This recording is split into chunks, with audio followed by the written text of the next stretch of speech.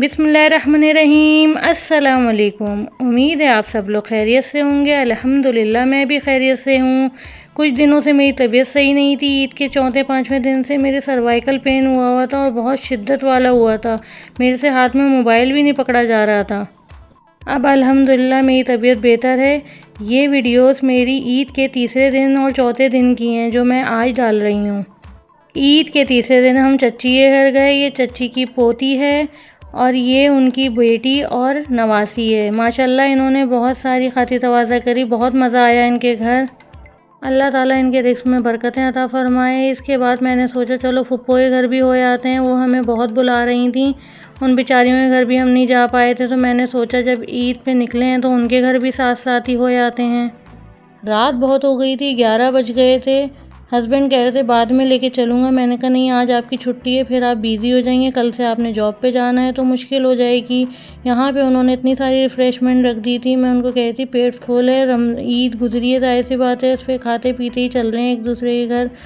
तो लेकिन उन्होंने फिर भी बहुत सारा सामान लगा दिया। बस फिर उनके घर से हम निकले तो बहुत प्यास लग रही थी, गर्मी बहुत शदीद थी। हस्बैंड ने और किन्जा ने गन्ने का जूस पिया, बाकी हमने नाश्ते का सामान लिया और फिर हम घर आ गए और बहुत थकन हो गई थी।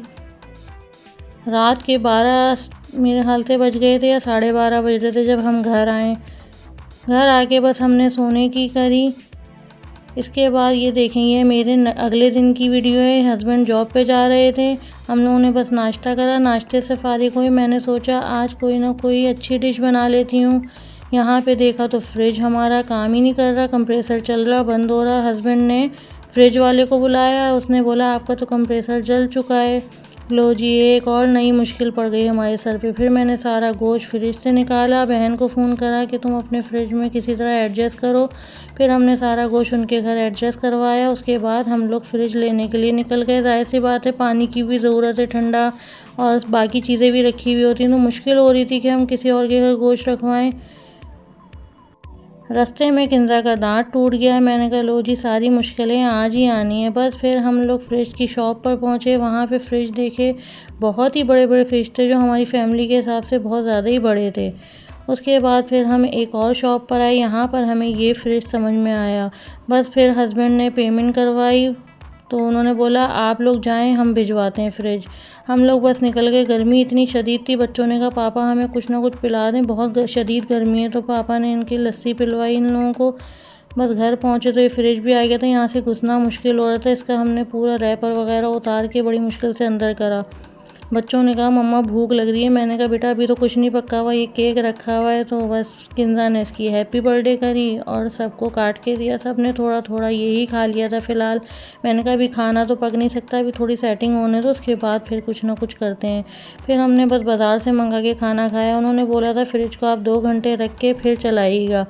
बस 2 घंटे गुजर गए थे। उन्होंने कहा था फिर आप इसमें एक बोतल रख के और फिर 1 घंटे बाद फिर इसके अंदर सामान लोड करिएगा। बस फिर 1 घंटा गुजर गया था। मैं फिर बहन के घर गई, वहाँ से सारा सामान लेकर आई और फिर फ्रिज के अंदर फिर मैंने सारा लोड करा। ये वीडियो संडे की है। संडे वाले दिन मेरे इतना बुरा सर्वाइकल पेन हुआ कि मैं बहुत मुश्किल में आ गई थी, मेरे हाथ पैर भी नहीं उठ रहे थे। तो फिर मेरी दोनों भाभियों ने और बहन ने मेरे को खाना पका के भेजा। डॉक्टर ने मेरे को घर के सारे काम ही बंद कर दिए थे कि ना आपने खाना पकाना है, ना झाड़ू पोंछा करना है, ना बर्तन धोने, ना कपड़े धोने। फिर मैं डॉक्टर के गई, डॉक्टर ने बहुत अच्छी मेडिसिन दी। इससे मुझे अल्हम्दुलिल्लाह बहुत फ़र्क है।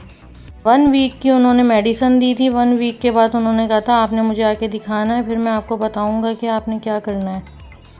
कल मुझे अल्हम्दुलिल्लाह 1 वीक हो जाएगा, लेकिन मेरे पेन में बहुत आराम है। आज मैंने कबाब चढ़ाए। मैंने कहा बच्चे बेचारे परेशान हो रहे हैं, तो मैंने बकरीद से अब तक कुछ नहीं बनाया था। फिर मैंने कबाब बना के रखे, हेल्पर को बुलाया, उन्होंने आके मेरे सारे कपड़े धोए। और फिर मैंने बच्चों को, समर वेकेशन भी स्टार्ट हो गए थे, समर वेकेशन का कोई भी वर्क नहीं कराया था, तो आज से मैंने बच्चों को वर्क कराना शुरू करा। चलें जी, वीडियो पसंद आए तो लाइक, सब्सक्राइब और शेयर करना बिल्कुल ना भूलें। मिलते हैं नेक्स्ट व्लॉग में। अल्लाह हाफिज़।